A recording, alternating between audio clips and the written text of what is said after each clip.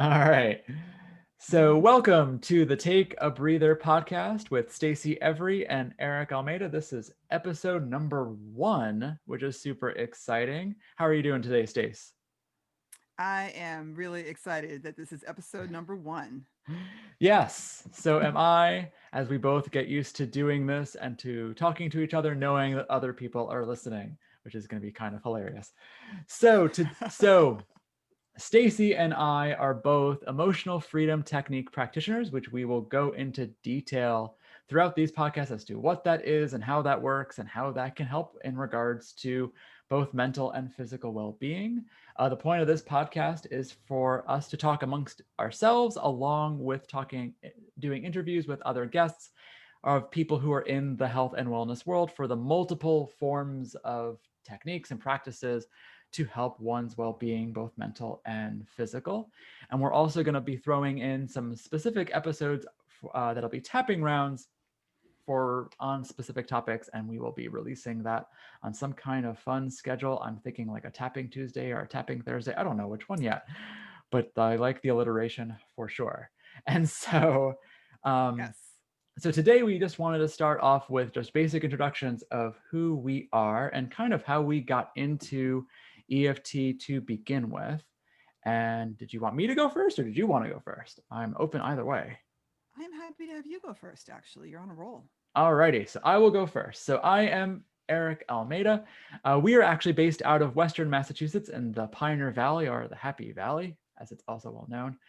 So how I got into becoming an EFT practitioner is it actually started 2 years ago with a panic attack that at the time I didn't know was a panic attack.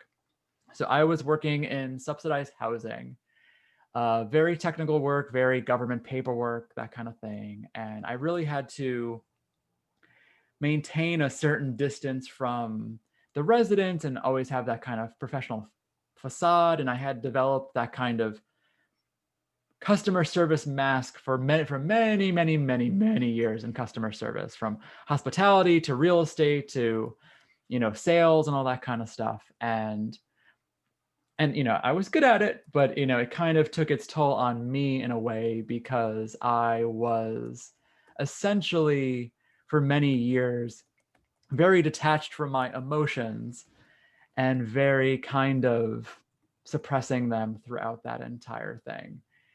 And so when I was working in subsidized housing, I was doing a normal recertification paperwork kind of thing. And I just started feeling like something was really, really wrong.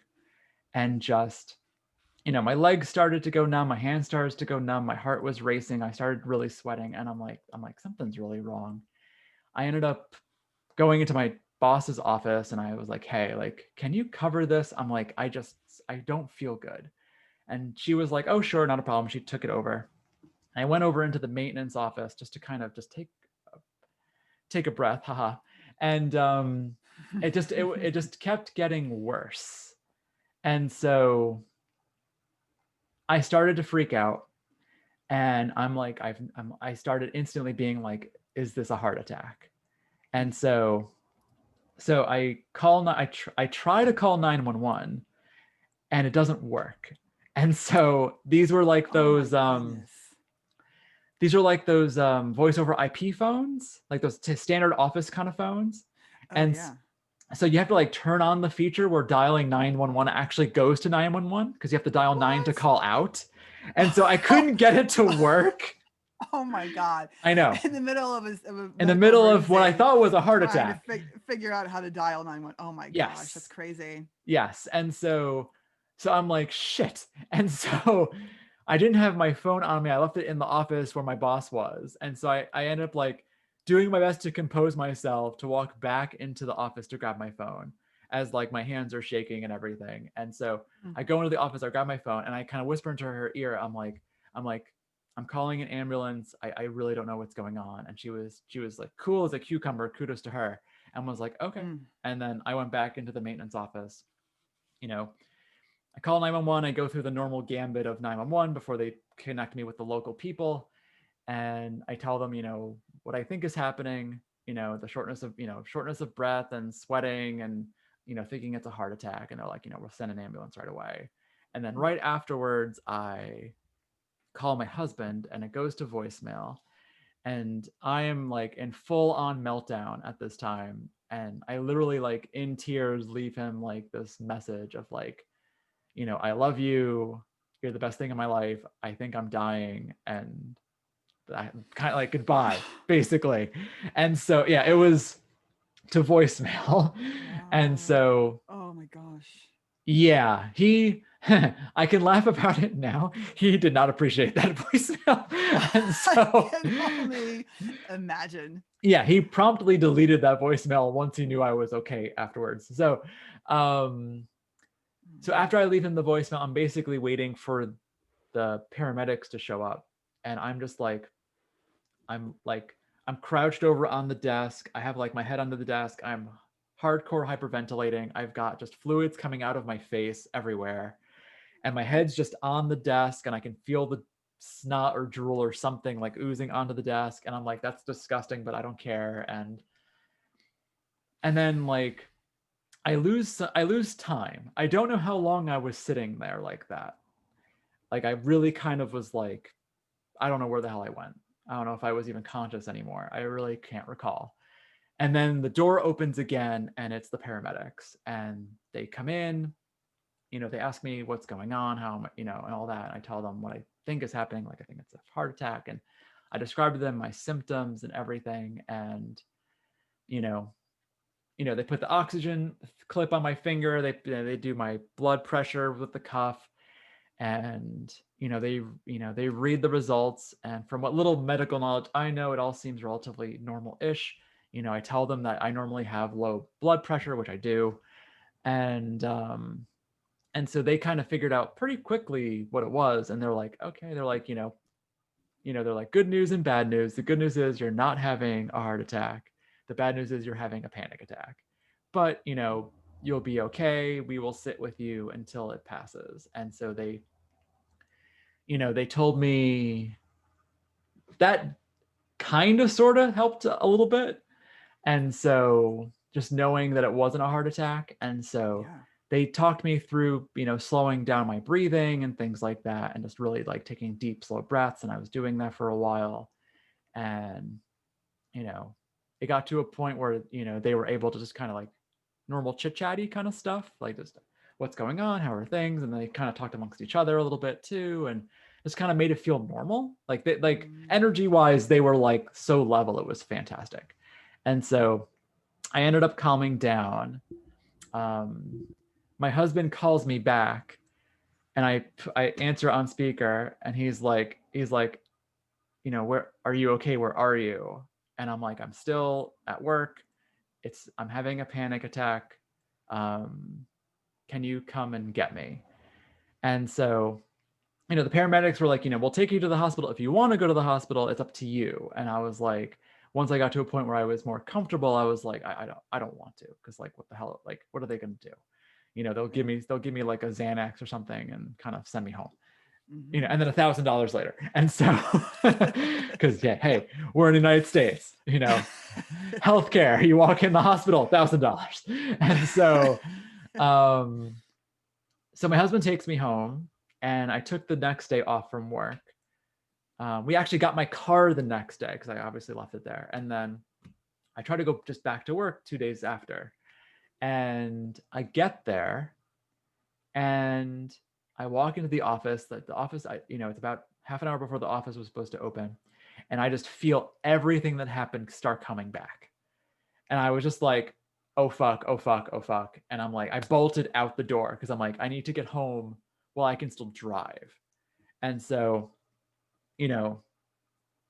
I get home okay, and then I was, I texted my boss and I'm like, I'm sorry, I think I even saw her driving in as I was driving out and things like that. And I'm like, I'm sorry, I had to go again. I'm going to try again tomorrow. And then that next day, I didn't even get to work. I was about halfway down the interstate and I maybe like 10 minutes into the commute and I was like, nope, nope, nope. And just immediately turned around. And so I was like, this isn't good. And so I reached out to a therapist that I know, a therapist that we both know, and was basically like, Sarah, I need your help. I had this panic attack, and I don't know what's going on. And I also started to notice that like I was starting to be scared to even leave the house, and I ended up becoming agoraphobic as a result. And I put in a request for a medical leave from work and everything like that. Like it was really bad. And so, Sarah was amazing and helped me out, and we did our sessions over the phone at first because I got to the point where I just was even too scared to drive. I ended up confining myself to one room in the house for a while, and it really sucked. There were lots of times where I'm just like rocking back and forth in bed, like completely unfunctional, because fundamentally I hadn't realized how much I had been white knuckling it for so long. And like that panic attack just shattered all of that. Like almost like ripping apart a muscle. Like the muscle just has no strength left in it anymore to do anything. And so, you know, my husband was great the whole time. I could tell that he was really worried and worried for me, but like he was super supportive as much as he could be, and just kind of was like, do whatever you got to do, take whatever time you need to take. And so, I ended up working with Sarah for a while, but the agoraphobia went away after about a month. I then started seeing her in person around that time. I decided to leave the job altogether because I came to the conclusion that it just wasn't a good fit for me. I think after maybe 2 months after kind of everything started, roughly, or a month and a half, something like that. And I felt terrible about it. I felt really guilty about it because I kind of I left my boss hanging and things like that. And I knew it was, all the workload that was building up every day I was gone. And I just felt really terrible about that.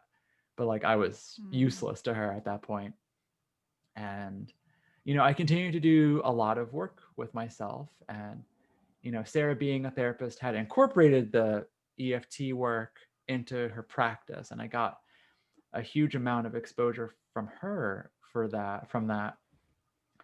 And I had seen therapists in the past, and they helped, but nothing great. Like, they helped in those moments, but it wasn't fantastic. It wasn't, it was better than nothing. Yeah, it wasn't profound. It was better. It was very much like triage in those kind of other instances. It was like, it was better. It was a release valve, but it wasn't curing. It wasn't curative. And so, but I started to notice that with the EFT work, it was helping in a more profound way.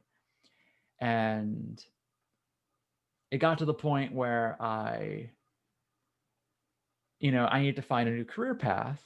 And there was part of me that wanted to go back into the mental health world. But at that time, I was way too fragile still. And at that time, I wouldn't even let myself consider that as a possibility. I'm like, there's no way. If I couldn't handle this before, I'm not going to be able to handle this now. And so I ended up pursuing another love of mine, which was antiques, and then ended up opening up an antique store at the end of that year. So the panic attack happened in the summer of 2018. I ended up opening up the antique store December, January, I forget exactly when, of the 2018 into 2019. And I did that for about a year or so. And while continuing to work with Sarah, one-to-one for I think like a year and a half before I went out into doing more group work to honestly save a little bit of money. And then I ended up kind of getting to a point where I was pretty self-sufficient without her. And, ran the antique store, had the ups and downs of starting my own business for the first time, but was pretty proud of myself for doing that. I was really going out of my way of, being out there and promoting the business and things like that. And like, joined a business group that how you and I met and things like that. And, learned to talk about the antique store in front of a group of people, which scared the crap out of me. It took a long time to get used to that. And, then all this COVID shit happened. And so I ended up closing the antique store in March, not because of COVID. It just wasn't financially viable, regrettably. If I had more financial reserves and I kept going for another year, so maybe it might have been viable eventually, but I was always teetering on the edge of profitability while working for free. So I was at a point where I was getting to a point where my level of debt was a scary amount. It's still a scary amount. I'll be paying it off for a while, but I had to abort. And the really crazy thing was at the end of February, my like part of me was screaming like, get out now. And it was almost serendipitous that I reached out to all of my consigners. I got all their stuff back to them. I cleaned out the space and got out of the space. And I was basically done within a week of the lockdown starting in Massachusetts. It was Wow. just dumb luck. And then I ended up meeting with a few, stragglers after the lockdown happened, back in the early days of you know, you know, we were doing the 6 foot distancing thing, and that was the early days of mask, no mask, and no one knows, and blah blah blah. So and all that jazz. And I had ended up having a part-time job doing commercial cleaning before all that happened, which I was able to keep doing even during the beginning of the pandemic. And then that went away temporarily when everything was shut down in the early days. And then I was able to clean after that as an essential worker, which thank God for that, knock on wood. And then I discovered my ability to become an EFT practitioner because a fellow friend and colleague of ours became one herself. And I'm like, wait, how did she do that? I didn't know. How did you do that? And I'm like, do you need a master's? What's going on? Like, I was so confused. And then when I discovered that I could become certified, and by that point I had done so much work on myself that I was so much stronger than I ever was. I was like, absolutely, I'm like, this is what I need to do. Like, this was a path that I had walked away from back at 21. Now I'm 35, where it's like, I'm ready to walk back on this path. And so, I signed up for the training. It was all Zoomified like everything else is right now. And, finished the training and, did the practice clients all remote, and then got certified towards the tail end of 2020. And now I'm here and hanging my hat and just getting the practice up and rolling and just trying to, share this gift with other people. Because the one thing I can certainly say is that today I am more stable, I am more resilient, I am more ambitious, I'm more calm, I'm happier than I ever been and ever thought I could be. And the crazy part is I'm still doing the self work and I'm still seeing improvement, which is insane. Like, I'm at a point where I didn't think it was even existed, and there's still somewhere to go. Like, the mountain still keeps going up. And so it's like people need to know about this shit. And so that's kind of where I am now, and just just kind of talking to whomever will listen and just say, hey, like, if this sounds like, if you're ready to take this journey with yourself and you want to give this EFT a try and give the tapping thing a try, and try it. And if it clicks with you, great. And if it doesn't, it doesn't. But like, every person, with myself and all the clients that I've helped so far, with experiencing the positive change and then also witnessing it, it's huge. And so I have rambled sufficiently. And so now I am not going. even a little bit of rambling. That's it's such a story. It's so interesting. Oh, I'm sorry. No. Yeah, it's I was just gonna kick it to you, but yeah, it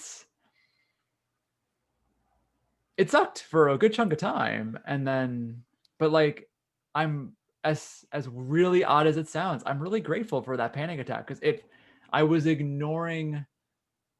I knew I had shit in my past I needed to deal with. I had known for years. And I was always like, I don't have the time, I don't have the money, I have other things, blah, blah, blah. And then it just got to the point where that stuff was like, like, we're not going away. And it was finally it finally was like, all right, if we were nice and we were nice about it, now we're not going to be nice. And it came up with a vengeance. And so yeah, in a really funny way, I'm grateful for that panic attack, because it forced me to deal. I don't think it's funny. I mean, I know it's the perception to think of it as a funny thing to be grateful for that kind of thing. But in fact, in my experience, you know, I know and I think most people just we like stability. And so if things feel stable, we don't go out of our way to change anything. You know, if it's, we're really good at good enough, like, oh, this is good Oh enough, yeah. and we're so adaptable, and that was both a benefit and a deficit. So it's until the health crisis, the mental health crisis, the physical health crisis, the relationship crisis, where everything is thrown out of, thrown to the three sheets to the wind, where you have to do something about it, is the only time I've ever really done anything to change my life as well. It's true. and When your world's upside down, why not just keep throwing things upside down? You know. Exactly. Once you get used to the idea that there's nowhere, you really have hit the bottom, and it's the best thing about being on the bottom is you know what direction to go in, and you'll even push off that bottom a little bit too to get to the next phase of life. Because it's interesting. Because I actually think of so much of it's also interesting to me contrasting our own journeys to EFT, Mhm. because you had a very definitive this moment where you had to change everything, and it was this giant your body really throwing it at a huge ball at your head, asking you to change what was going on. And for me, it was I certainly had a couple events like that, nothing quite so profound, but for me it's been this like little incremental step by step by step by step toward this particular certification of being an EFT practitioner. um, I started off as a high school English teacher, and it sounds funny to me now that I would have done that as long as I did, just because it's the kind of job where it's very stable, right? You have a job. You have to be really pretty profoundly incompetent to get laid off from that job. You're always A sign of our education system, but moving on from that. Everything's the same every day. You're told what to do, where to be, every moment of the day is mapped for you. And so I did that for, almost 10 years off and on. But it was when I actually got divorced, I would say that was my giant, my entire life is thrown out of Mhm. alignment, and I'm now a single mother of three young children, and I don't really want to be a teacher anymore. And then just one thing divorce does too, it's one of those catalysts where you realize all the things you've done to get yourself to a point where where your marriage is falling apart, and you have to end it, and all the mistakes that you've made, and the kind of person you were, and the kind of person you were in the relationship. And at some point I was I actually, my last teaching job was just a terrible job at inner city high school, which all the worst stories you hear about inner city high schools, it was happening at that school. And luckily I got laid off because for my mental health I was going to have to quit. But they did every so often they would do a sweep, and they fire all the teachers, because that's what they would do to pretend they were trying to make the school better. Anyway, another story for another day. And so I took the layoff and did that whole, okay, I don't want to be a teacher anymore. What on earth am I going to do instead? And now, prior to this, earlier part of the story, this is actually a couple years after my divorce that I finally quit being a teacher. But when I got divorced, I ended up participating in a program. This local woman, Elisa Starkweather, does this women's program called Priestess Path. And it's, Oh. yeah, every month it's a group of women. We meet together every month at like a retreat area, and she would have these experiences for inner growth. And we would do crazy stuff like sweat lodges and breath work and fire walking. And it was where I learned about how You walked having on fire? I did. That's awesome. It's amazing. It's the mind over matter thing is astonishing. It's not like you just jump up and walk over coals. It's this whole process of getting yourself into the mindset. And it was incredible. That is so cool. It's really cool. And there were people there who had done it before, who literally like strolled across the coals. Like they were not at all, they knew it wasn't going to hurt. I couldn't make myself stroll. I walked fairly rapidly, but it was like a 20-foot strip that you Sure. walk through, and no one got, I think a couple people got a couple of blisters, and that was it. And That's intense. it's intense. And it was where I learned about how having powerful physical experiences is emotionally healing. Ah, okay. and it really most of the activities were about physical extremities. It was jumping into ice cold lakes. It was Mm. the fire walking. I can't remember. There was a ton of them, and I can't remember all of them now, but almost all of them had some kind of very powerful physical component. And so I did it was like a 9-month thing, and at the end of it, I thought, well, that was really good. I I I think I need more healing, but I don't even know what that means. Like, Mm. I just need something. I had done the same thing, talk therapy, it was useful for a point, and then it didn't seem to be doing anything for me. I had heard about lots of other things that were alternative. I knew about acupuncture. I knew about Reiki. I knew about EFT. Actually, I knew people who were using it. I hadn't tried any of it. And I said to a friend one day, I just feel like I just need to do something. She says, you should talk to my friend Sophie. And Sophie's an energy healer and does Okay. phone. Like, I think quantum healing is the official term. It's about Oh. intention setting, moving energy. It's another energetic form. And as my introduction to energy healing in general, I found it profoundly helpful. And from then on, I got the alternative healing bug. I learned about cranial sacral therapy, and so I tried that, and then I tried acupuncture, and then I tried Reiki, and I was just really interested in trying anything that seemed, because all along, I'm older, I'm over 50, and Western medicine is very much of the mindset of, you have a problem and then you manage your symptoms, and there's no repairing anything, not really. Like, Mm. if you have an injury, like muscle injuries, yes, but you know if you're having issues with your sugar, you don't change your diet, you take a medication. Or if you're having issues with your liver, you take a medication. It's all, your thyroid, you take a medication, Mm-hmm. versus actually trying to heal the system that's having a hard time. So the fact that there were all these modalities that are like, yeah, we can actually heal these things, was, you know, so profound and exciting. Like, I can actually fix stuff that's been bothering me emotionally or physically for years and years. I actually have an impact over this. So I was willing to try anything. So, uh, so anyway, back to when I was wondering what the heck to do with my life. I ended up studying Reiki and became a Reiki master, and I liked it, but it wasn't really, it didn't really light my fire. But I ended up kind of accidentally massaging someone once. Someone needed That sounds terrible. it I would sounds clarify terrible. that.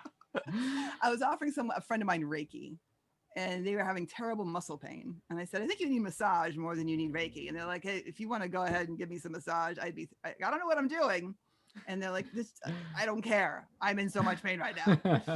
So I gave them a massage, and the Reiki combined, and we were both like, oh my God, that was awesome. I was like, this is so much fun, and it felt so effective. And they said that was so effective. And I was like 2 weeks later, I signed up for massage school. Oh, cool. And, yeah, so became a massage therapist and started my own business 6 years ago now in massage, and joined. And then of course met you at Mm-hmm. the business networking group, and every week we had to do our sales minute, and I found it panic inducing every single week. And I've had people say to Agreed. me, right, right. Agreed. And I had, even as recently as someone to say to me, but you were a high school teacher. Why was it so hard to public speak? And so it is interesting how our confidence is often circumstantial, or Oh, our, okay. so much of what we do is circumstantial. Like, talking in front of a bunch of teenagers who didn't know anything about Shakespeare was very simple, compared to getting up in front of a bunch of colleagues to talk about a business. And I was brand new at business. I felt Mm. completely, I had never had a business. I knew nothing about running a business. I knew nothing about marketing. I felt so ignorant and so small, with just tiny little me with my little business doing, brand new massage therapist. And plus our group had such a huge health team with all these amazing practitioners. So I was just paralyzed with fear. And then, in fact, there was a day when the same person that you mentioned gave a presentation about her EFT work and how she specifically worked with someone who had fear of public speaking. Yep. So I'm like, sign me up. Sign me up. And then also I also went into it with the eye of, here's another healing modality I can try, because I, keep trying those as well. So, so it was fantastic for the, it really helped tremendously with the fear of public speaking. But of course, my fear of public speaking was based on all these other, limiting beliefs and anxieties and fears and self-perceptions that needed working on too. So, it became a gateway to healing a lot more stuff from my marriage, from my childhood, from previous experiences that went way beyond the public speaking issue. And it helped me become a better practitioner. In fact, that whole business networking group helped me become a better practitioner. I feel like that was another huge education on my part as far as holistic healing is concerned, alternative medicine, because we had in our group between Sarah with her EFT, and then acupuncture and Feldenkrais and Pilates, and there was a dietitian was there at the time, chiropractor. Yep.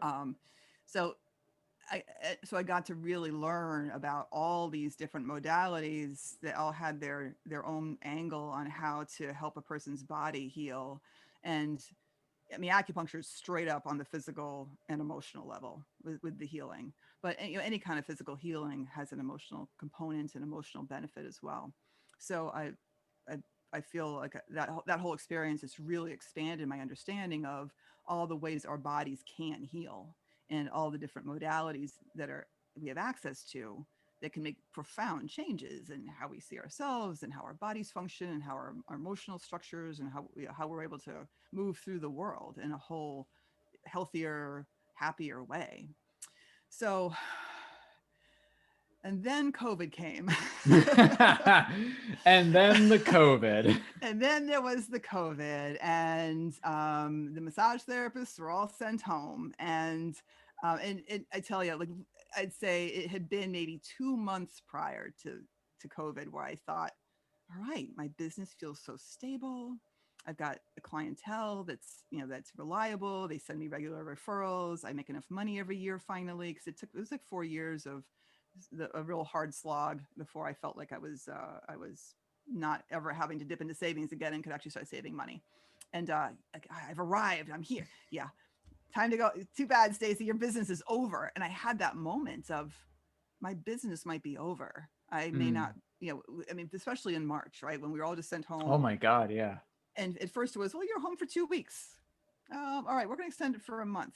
Okay, we don't know how long we're going to extend this, but you all are out of work and just hang out, and we're just going to see what happens next. And it was so, well, how unknown everything was, and I was just at home twiddling my thumbs, thinking, do I even have a business to go back to?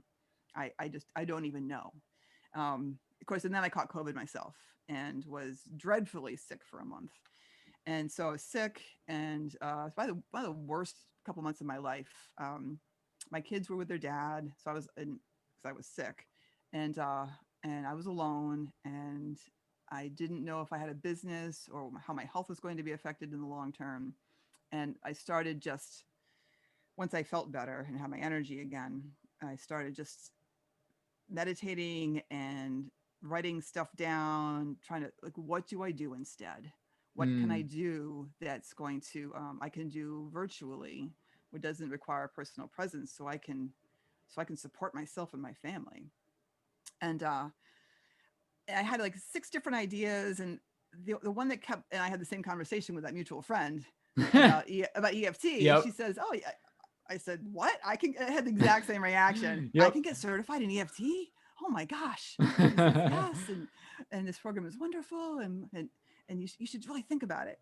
And of all the choices I had for myself, that was the one that kept popping up as, this is the one you should do. I had that little voice in my head, and I've been listening to that little voice for a long time, and I know enough not to ignore the little voice. So the little voice said, do EFT.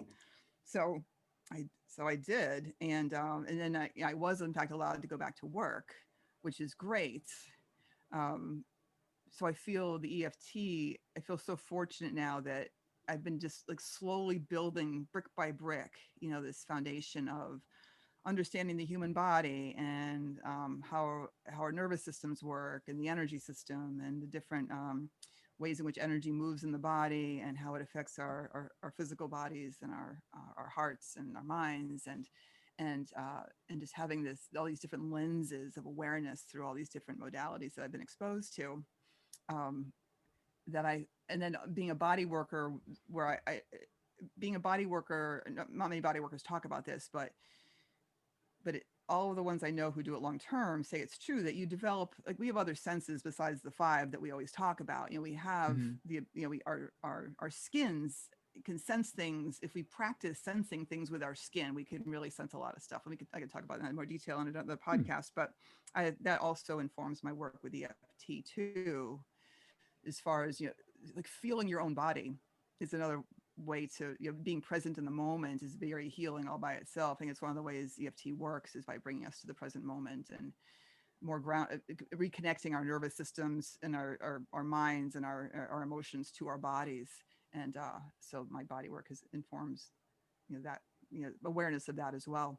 And so now I'm just really excited to talk to as many people as possible about all of this, about healing is possible, change is possible. Things can get better. You have control over your own emotions and how you react to things. There's so many things you think of being your personality are just learned behaviors that you picked up when you were a kid, but aren't really the authentic you at all. It's a reactive you, and you can heal that. It's and another reason why I'm thrilled to have EFT. I love doing massage, but I can only work with one person at a time. So the opportunity to collaborate with groups of people in classes and workshops and have, lots of people doing lots of clearing and healing work all at the same time, and magnifying my impact on larger groups of people is just so exciting, and gives me hope, because a lot of people are really suffering with everything that's been happening, and it's just a traumatic time at the end of a traumatic times, that we've been having. So I'm really excited to be here. And you think you rambled. But no, it's so true. Like, that's something that you and I share so much, is just how the excitement of wanting to share this with people, because it's like, EFT's been around since the 80s, and like you said, you knew it for some period of time. I was completely ignorant to it until just a couple of years ago. And so, yes, things like acupuncture and Reiki and things like that, like, I was aware of those things in the energetic world. And, I slowly dipped my toe in the past to those kinds of things. But then kind of like with the EFT, it really kind of like jump started the trust in that, and just the energetic system that it's there. And it just kind of, not only is it so great on its own, it for me personally, it really kind of helped like get rid of a lot of the trepidation towards continuing down the alternative medicine paths, because forever and ever, it was, I leaned very much into the Western medicine side of it all. And if it was like, if there isn't, so did I. Yeah, if there aren't, dozens of research papers proving that it works and stuff like that, that it's most likely a load of crap. Sure. And then like, the thing is that, there's some of that, and you do have to be careful of it. But at the same time, like these alternatives, a lot of them have been around forever. Like acupuncture has been around forever, and the fundamentals it's based on thousands of years. Thousands of years. And so like, that's one of the, but not in Western society. It's been correct. It's still considered relatively, Yeah, and yes, 100%. And that's one of those things where it's like, if it survived the test of time for that long, it's doing something. You can't discredit something that's survived that long. Well, a quick story. Go ahead. Yeah. In fact, our acupuncturist, who we both know, is telling me how she gave me a book called "The Web That Has No Weaver." And for anyone who's interested in knowing, it's a Western doctor who also became a traditional Chinese practitioner who really like explains it, because it's a whole different kind of paradigm of looking at the human body and health and healing. And he said that in fact, at the after the Communist Revolution, Mao and his folks all wanted to be up and coming, modern, and be on par with the Western world. And they're like, well, what is this acupuncture? Is this voodoo with the needles? Even the communists even were like, is this a real thing?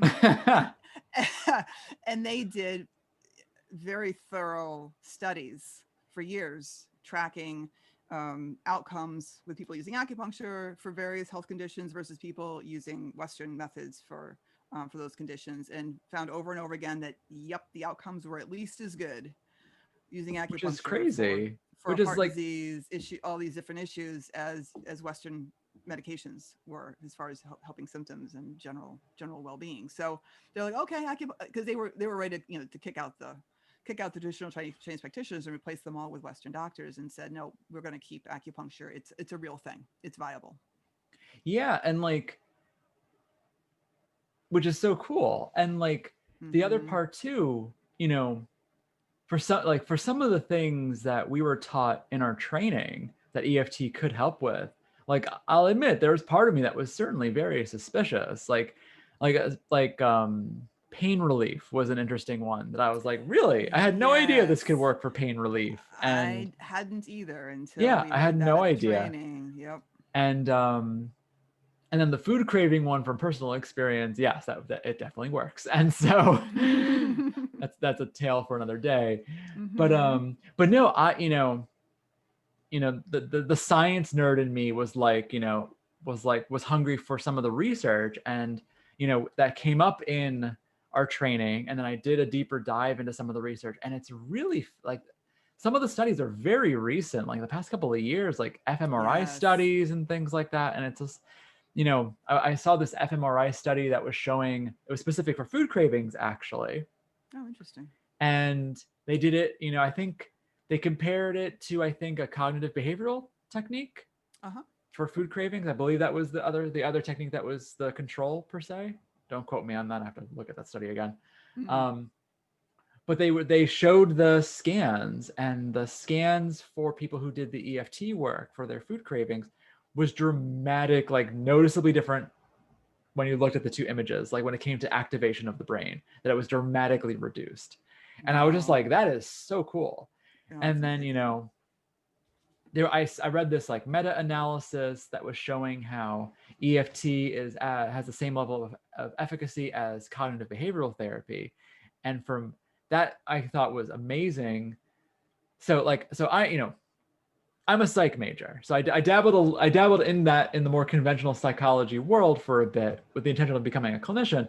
And so I learned to read all these studies and stuff like that. And like one of the things I learned from my psych degree was that cognitive behavioral therapy is one of the most researched forms of mental health because it is so structured. It's very easy to research. That's why it's studied so much, because it's it's a short number of sessions. You have a very clear goal, whether it's public speaking or eating and things like that. And it's a very structured environment compared to, let's say, psychoanalysis, which is much harder to study because you're talking about what would essentially be hundreds of hours of work. Like psychoanalysis is a long game. You're seeing a therapist 1, 2, 3 times a week for years, because you're really going, it is an overhaul. It is a remodel of your whole psyche. It's intense and it's very beneficial, but that's to do a research study on that. That's compared to doing something that you could do with 6 or 8 sessions. That's why CBT is studied so much. So seeing that meta-analysis showing multiple studies being like, yeah, this efficacy is just as good with EFT as CBT, I was like, holy shit, like that's huge. And then seeing studies about how effective EFT can also be for people with post-traumatic stress. Right. And and the interesting techniques that we learned on how to deal with that, because no one wants to relive those moments if they can help it. And EFT allows you to do that. And we'll certainly tap on that, talk on that on some point in the future. Yes. But no, and it's truly fascinating. And like I was saying before, the changes I've seen in myself, the changes I've seen in my clients and things like that, like, you and I have done trade sessions with each other, and we've both, on both sides of it, have been like, holy shit, like that was a great session. Like, we start off being like, I don't know what to talk about. Then somehow one of us is crying, and then it ends with, I feel great. And it's the funniest thing. And so like, that's the glorious thing about EFT is like, it can be so gentle, but at the same time, it could be so deep and profound and like lasting. Because Mm-hmm. like you go into the depths, into the recesses of your mind and into these old memories, and you can really heal yourself in a way that conventional talk therapy in a lot of ways isn't enough. Because Mm-hmm. like you can get there cognitively, you could talk with a conventional therapist and all that kind of stuff, but like with the EFT ties in the emotional component to it and the energetic component to it as well. So you're hitting Mm-hmm. it on those three wavelengths all at once, and Mm-hmm. it's just like bam, bam, bam, like it gets it out. And It so it's it does, crazy. and the aspects I think are really especially is interesting is for people who have had trauma. In fact, talking about it can be the worst thing you can do. Like Yes. going over the story over and over and over again, and wearing a groove in your brain so that your brain literally has this like a super highway straight to being Yep. triggered by that memory, The whereas feedback loop. the Yeah. feedback loop. So you just and how EFT disrupts the feedback loop and erases the superhighway and interrupts it. And the other thing I really love about EFT too is that it's so flexible. So how you can go so deep and dig out some of the most profound experiences and triggered emotional reactions you can have, and you can be as super careful and circumspect and gentle as you want to be with it, and it's still going to help you. If for the person who's ready to dive into the depths, it's for them. For the Yep. person who's just willing to maybe start approaching it in a gentle roundabout circuitous way, it works for them too. And how clear it's been to me. I mean, I've been seeing this all along, certainly with all the different modalities I've experienced in my own work, that the body really brings up the stuff you're ready for. Yes. Yes. And if you're not ready for something, it doesn't come up. And so that people often have a lot of huge fear, like, oh my God, what if this? I know I have bad experiences. I don't want to feel them, and I don't want to risk accessing these really dreadful negative emotional experiences. Like your body will take care of you. And so often it does. And if you do hit a rough spot, EFT calms it down again. So it's just, yeah, I've got to really trust the body wisdom on this. No, 100%. And that's something I say to my clients and or to just people who are asking questions about EFT. It's your mind doesn't want to traumatize you. Your mind, Mm-hmm. its job is to protect you. And Mm-hmm. so I say that to people all the time. It's like, I describe our roles as practitioners as like we're guides for our clients, that we walk with them where they're ready to walk. And yes, sometimes we have to say, sometimes they'll want to focus on the ant hill, and there's a giant mountain over here, and it's like we should probably go to the mountain. The mountain's a little more important than this little thing, but we could do that too and get it out of the way. Yeah, But absolutely. And that's the practice we need before we can yeah. tackle the mountain. Because other thing too, I think is something culturally that's something to be aware of is people we're taught emotions are bad. Strong negative Yep. emotions are automatically bad, and so any hint of that strong negative emotion, there's the urge to shut it down and Yep. suppress it. And so yeah, so there's that caveat when I say the body gives you what you can handle. Sometimes you don't know you can handle it, or you don't think you can handle it, but actually you can, especially if you're in a Yes. safe space and you have a technique that's going to help the emotions become manageable, stay manageable, or at least become manageable very quickly. No, for sure. And then you learn what your own resilience is, and then Yes. you become braver as a result, because then you can be like, Yes. oh wow, I was able to get through that tough memory, and like you want to keep going because you get that energy back and that Mm-hmm. vitality back, and it's like, wow, like I feel better. And it's like, what's next? And then you're kind of like, oh crap, I forgot about that one. But then it's like, well, I vanquished these other ghosts, and so here's another one. It might be a little bit bigger, but I've gotten this far. Mm-hmm. So Yeah, there are no metaphors. It's just like exercise. yes, When you first start, you walk briskly, and then eventually you work your way up to where you can climb an adnock if you want to. absolutely. Yeah. So any final thoughts for you? I just would say that I think I've actually said my final thoughts as we've come up to the end here. Just that I'm really excited to be doing this. As I said before, I'm really excited to have a opportunity, an outlet to educate about EFT and any number of other amazing modalities. We know so many amazing practitioners who have so much wisdom to share about increasing our physical and emotional health, mental health, and that the basic message that we can heal stuff we think, all the stuff we think is fixed in place is absolutely healable, and that we have the podcast and we have ongoing workshops we're going to be offering as Yes. well for people to try to learn about EFT. So I'm just generally excited to be here and to have access to this modality as we move forward and just help people get the help they need. Awesome. And yes, listeners, we will actually tell you exactly what EFT is, since we've been ranting and raving about but never actually describing it. So that will certainly be another very soon podcast. It's an unintentional teaser. I know.